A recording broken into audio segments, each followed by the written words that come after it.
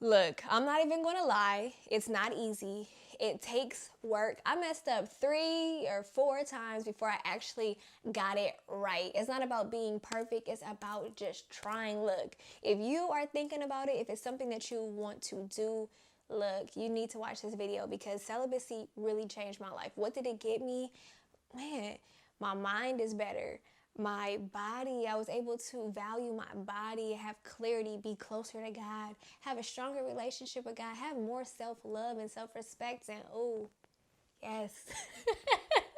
I ended up becoming a wife because of my choices to be celibate. So look, let me tell you, celibacy, it changed my life, okay? But I'm gonna share it with you in this video, so make sure that you guys stay tuned. So I thought I would switch it up today and kind of do like a get ready with me, and just kind of talk because, just to bring like a different element to it, And, if you guys are wondering about these little beach wave natural curls, I used a wand this time. I haven't used my wand in a while, so I'm actually surprised that still works because it has been some years. But I'm gonna be real minimal with my setup. I have my mirror, this little mirror. I'm not a makeup artist, so don't come in here judging my makeup skills. But about that celibacy talk though, let's get into that. So I know for some of you guys who don't know me, you're probably wondering like, why? Why did you choose to be celibate, right? Ooh, that's a long story. It's a real long story. But I guess this video is more about how to stay celibate. So let me say this. It came up in my mind a few times, like at least 3 or 4 times. And I tried at least 3 or 4 times before I actually got it right, to be honest. I was in college at the time when I really started entertaining it. I don't even remember really knowing too much about what it was or why I should do it. I was nearing the end of my college career, and I was starting to run into different people, like on campus that I normally wouldn't talk to. Like, girls who were really on the right track, really, spent their college career doing what they were supposed to, really getting close to God and really finding their purpose and really buckling down in their career. And it was like God was sending me these young women in my life that was my age, and we would end up talking about God. Like, these were people that I met in my classes on some random stuff. And so one girl in particular, I remember, those car talks be those talks like when someone's dropping you off or you're dropping them off and you guys end up sitting in the car and just talking. And I remember talking to her, Andrea is her name. I remember talking to her in the car. She was a cool girl. Like, she played basketball. Just one of those girls who are pretty and play basketball. So, the boys like really loved her.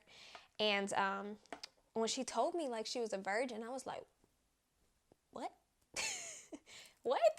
I don't know why I acted like it was such a foreign thing, or acted like I was just so like, out, like, really out in these streets like that. Like, it was just so crazy to hear, but it was shocking to me at the time. But she was the first person that really kind of opened my eyes up to the fact that, okay, you can be celibate and have a pretty cool, pretty regular life. You don't have to be lame or weird or, you could just be a normal girl just trying to live right, live your life for a greater purpose, a greater purpose than yourself, or, even just challenging society's norms, So she was like the first person that really planted the seed in my head, like, that's kind of interesting. I see how that could benefit me.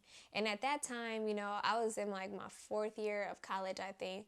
So I had already did everything that there was to do, and I was sick of it. So I was ready for change. So it's also all about timing in your life, And I think that's why for me, it took so many times because I had to get myself ready, And it was crazy because at the time, one of my very close cousins who was like a sister to me, she was getting extremely close to God. Like, she was on her, like, super Jesus mode. And she would call me at the club. Like, I would answer my phone for her in the club, and she would be like, repent, repent. It's not funny, but it is kind of funny. And I would be like, bro, I am enjoying my life at the club. You was just with me, okay? 6 months ago. Now you talking about repent. Like, I'm good. I used to always have that mentality. Like, I love God. Don't get it twisted. But I'm going to live right, or, live by the book once I get old, like once I, live a little bit, and I feel like that's how a lot of adults are. They put that in your head too, like, live a little. You have all your life to do that. You have all your life to be serious, live your life. And so that's kind of the mentality that I had. But, so I had that one girl that kind of brought it and presented it to me. And then one of Justin's girlfriends, who is now his wife, she was telling me about it on one of our rides to Chicago. I used to drive with her up to Chicago to visit Justin, because Justin graduated a year before me, and so did her boyfriend. And so we would ride up to Chicago, and I remember her mentioning it to me, and I was like, what? And I already knew her, so she was kind of in the same type of crowd as me, and the same type of vibe as me in college. And so to see her in college making a right turn in the right direction, it was inspiring, and even though I still gave her that couldn't be me face because she was celibate, it's still, I'm not gonna lie, it intrigued me. And so that was like the beginning of it. And so once like my eyes was opened up that it was even a thing, and that, there are people my age who are out here doing it, I started thinking about it. And timing is everything, because it wasn't only that it was being presented to me, but it was also, like I said, I was in a place where I was tired of myself, tired of doing the same old stuff, for one. And I was tired of, just me. I don't know if you guys have ever gotten to that point, but there comes a time, multiple times, in my life, where you get tired of yourself. You get tired of your choices. You get tired of the same things. Like, you can interchange the people. You can get new friends. You can get a new job. You can get a new opportunity. But if you're making the same choices, at the end of the day, you could just start realizing, look, you're the problem. You're the problem. I'm sick of you. I'm sick of you. And so you get tired of yourself. Like, I'm tired of your little janky ways. I'm tired of your janky choices. I'm tired of you trying to fix things this way. It's not working. It's not working. So what are you about to do different? Because I'm tired of you. I'm tired of you, Shanacee. I'm tired of your choices. Let's do something different. And so that's kind of where I was at. I was tired of myself, and I was tired of feeling tired. I was tired of caring about stuff that didn't matter. I was tired of worrying about niggas. I was tired of worrying about just dumb stuff, what I had on, or where I was about to go, or where the next party was, or worrying about just juvenile stuff. I was ready to grow up. And so God was definitely on my heels too. He would send those weird moments. Like, I had a bunch of those weird little Christian moments, like, where I was like, okay, this gotta be God. Where I would be by myself on campus, and I would see things like on the sidewalk, or I would just have like encounters with like homeless people, and just share the love of God with them and tell them that God loves them. And I'm just like, where is this coming from? And you giving that out to people? Like, whoa. It would be times where I would be like, I'm gonna open my Bible, and it would just be like the perfect verse for what I was going through. So I just had so many of those situations. And so I was just ready. I was ready to try something different. And so when I finally did come to Justin, who was my boyfriend at that time, now is my husband, I just told him, like, look, I'm ready to try something different. I feel like God is really calling me. Y'all, I need my eyebrows done, okay? We all know that we're all in the house during this corona, so just excuse my eyebrows. I'm doing what I can.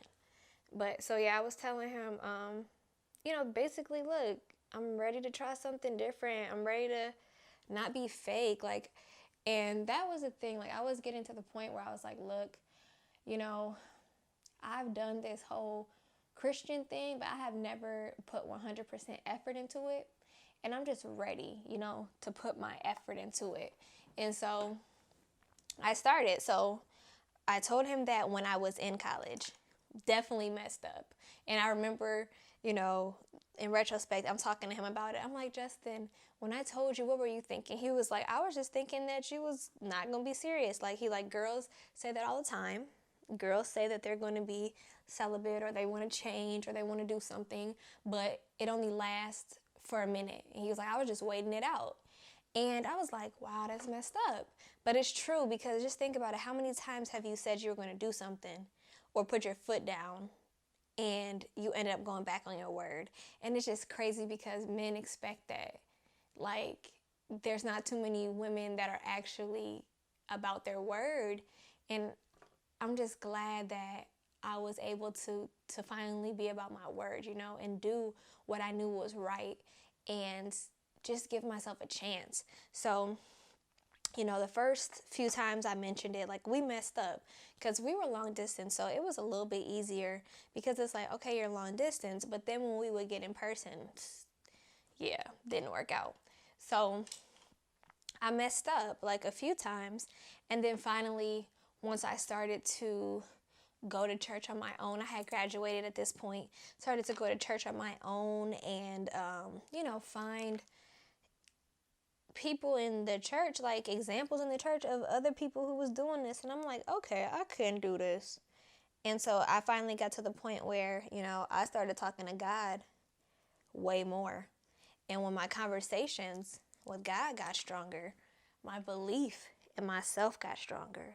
And my desire to be right, my desire to get right was like stronger. So I'm like, look, ain't no way I'm about to be all up in God's face. And then as soon as I leave this little prayer or this little church, I'm up here busting it open. That's not going to be me, because I'm not fake.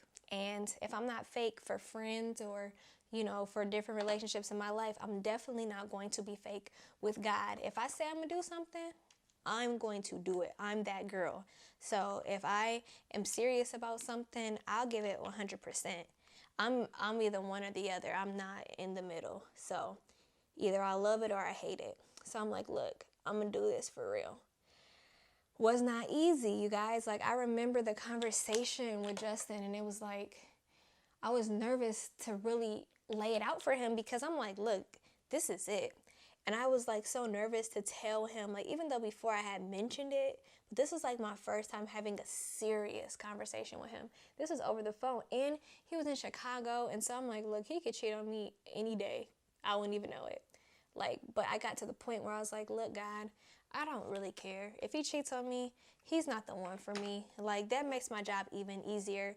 I'm not going to say I was a straight thug like that. Like, I was just going to be able to be over him in 2 seconds. But it was going to make my life easier. And I feel like that's what celibacy does, and getting closer to God does. It's like it puts you in a place of clarity, because you're like, look, when I seek after God, and when people say seek after God, when I start talking to God, when I start putting him in my life every single day, when I start making him a priority in my life over everybody else,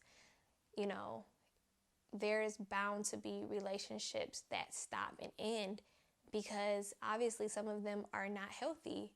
And I just have to be prepared for that. And it's scary because you don't really know who's going to start turning up to be crazy, or who's going to turn up to be the one that isn't supportive. And it'd be the people that you least expect. And it's scary to tell people who you count on that you are changing and you're switching up, because what if they do leave you? But you have to get to a place of strength in God where you're like, look, if they're not with me, then they're against me. And so if you're against me, then I don't need you in my life. And so that's kind of where I was with Justin. I'm like, look, this sucks. Love that boy. But if he doesn't respect my decision, and if I find out that he did cheat on me, it's a wrap. It makes my choice easier. And so that's where I was. I'm like, look, God, this is just gonna make things that much easier for me. So I was kind of at that point around that time. Like, look, make it easier for me, God, because I'm hard-headed. So make it plain.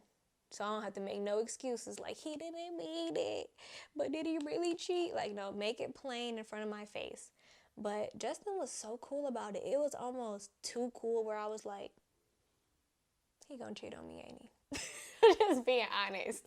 It was just like too cool where I was like, but, you know, later on I found out that he was like, okay, I was just saying yes because I figured that you weren't that serious just like the rest of the times.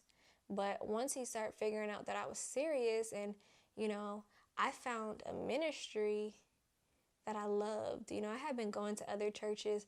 Like, I was that person that would go and visit churches. I like to go by myself. I would get up, you know, on Sundays, go, like, try out different churches and see what was good for me. And I was steadily going to this one church here. And it was cool, but the vibe wasn't all the way there. Like, I couldn't really be myself because I'm one of those people when I praise, like, you gonna hear me. And, you know, people were looking at me, but my heart was broken. I had been, you know, doing what I wanted to do for so long. And when I finally got so close to God, I realized how, like, amazing and how good he had been to me. Like, okay, you got to think about this. If God never leaves you, right? He's always with you. If he's always with you, he's always there. It's like, dang, you see me in some bad situations. You see me do some trifling stuff. You see me be evil and be mean and be vindictive and just be the opposite of who you called me to be. But you still sent all these people my way to bring me back to you. And so when that would replay in my mind, I would lose it. So I needed a ministry that was going to allow me to just be free and to worship. And I found it. And so once I found that ministry, it was over. Like, I was ready to 100% change. And so,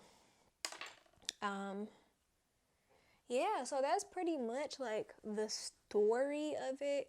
I don't want to make this video too long, but I guess for me, the things that helped me to stay celibate was continuously keeping a relationship with God, keeping that relationship going, like every day, having some type of conversation. And then I got myself around people, you know, like I said, I found a ministry. I got myself around people that were talking about God, that were really living for God. Like, I found my tribe of people that I wasn't necessarily chilling and hanging out with people. That's not really me. But I was able to come on Tuesdays and on Sundays. And then I started getting involved in volunteering with certain stuff at the church. So I was always keeping myself busy. I really started to kind of cut off a lot of stuff like porn, music, certain music that I knew was going to get me like, ooh, you know, I started cutting that stuff out. I started cutting my conversations, like, you know, with my friends, like, you know, when we used to talk about like what we did and who we talking to and all, you know, those types of conversations. I started to, you know, filter out those types of conversations. You know, even on the phone with Justin, I started to filter out those conversations, and just making the things that I thought, the things that I did, the things that I looked at, start making those more pure, like not so filthy, you know, not so nasty. So I started getting myself together and positioning myself and not putting myself in compromising situations.